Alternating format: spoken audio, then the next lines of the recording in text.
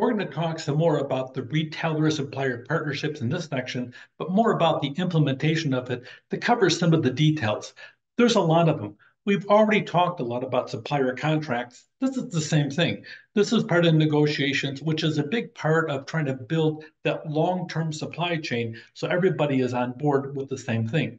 So in implementation, pay attention to the non-financial measures as well as the traditional financial measures. The initial problems can be worked out through communication and cooperation, and there better be good communication.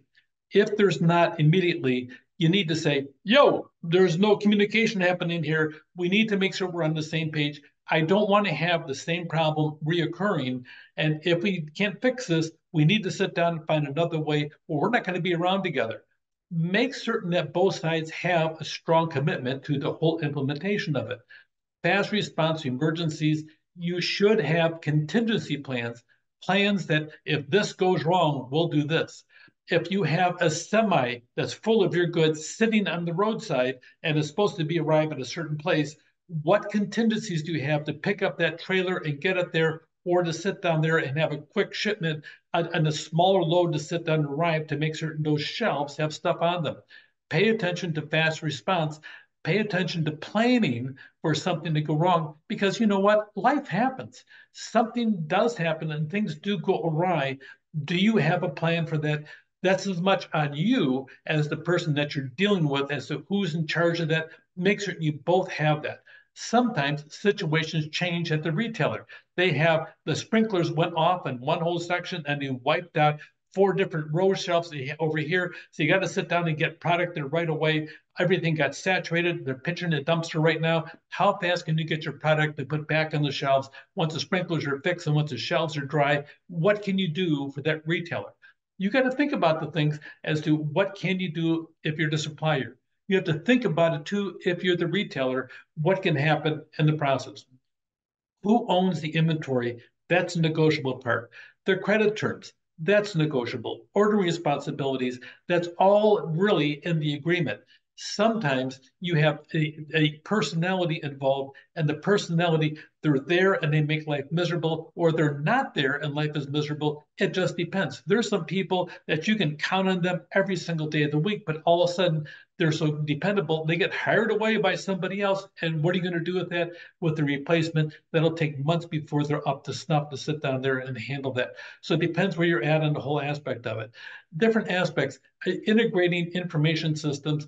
We're having so much technological change, and we're going to be seeing more and more over the next 10 years as artificial intelligence wraps up its ability to handle more and more data and coordinate more and more activities. Everybody's going to be in the game, and a lot of people are going to want to be cutting staff. Well, that being said, artificial intelligence is not staff. It doesn't have a lunch hour. And by the way, it can actually work 24 hours a day instead of being 8 hours a day or 10 hours a day. So that being said, it's more dependable, except it's not as smart and is not as adaptable to contingencies or emergencies in the process. That's the human aspect of it. So it depends what's out there. Make certain you're watching that. We're going to have better forecasting techniques than we even have today just in the next year. So we'll see that happening. Make certain that you have a good, solid tactical decision, some type of support tool to make certain that you're out there in the process. Better knowledge, that we can control that bullwhip effect. You don't want to have that happening. If you can calm the bullwhip effect, something's going on, you want to have that pull strategy. You don't want to have the whole supply chain in chaos all the way down with that. So you'll see that's a big advantage of the RSPs with having that partnership where people talk to each other. It's a good opportunity to re-engineer that whole retailer supplier. You can eliminate redundant order entries. I don't know about you, almost every time, sometimes in the year, you're going to have some kind of redundant order. A couple of orders arrive or a couple of orders are sent and people ask questions. Well, if you're asking questions, that's actually a good thing. Automate some manual tasks, the ones that can be automated, know which ones can't be. So pay attention to that. Reassign tasks sometimes to personalities that are more efficient on it, and eliminate unnecessary control steps. We'll talk later on about Spartan Nash, about the control steps they had. they had too many. It just damaged the partnership, and everybody's pointing fingers at each other. We'll never know to this day who was at fault. But that being said, it didn't work. You want to have yours work. So look on the necessary of the advanced technology. It's often expensive. If you can push that onto your 3PL, life is good, or to your supplier. So make certain you can match more responsibility than you had formerly. If you have the supplier taking on more, it'll force the supplier to add personnel to meet the responsibility and keep you from having to hire if you're the retailer. Float.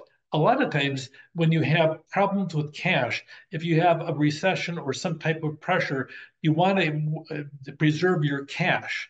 Sometimes you will sit down there and push back on your float. Normally, everybody's used to waiting 30 days to pay for it.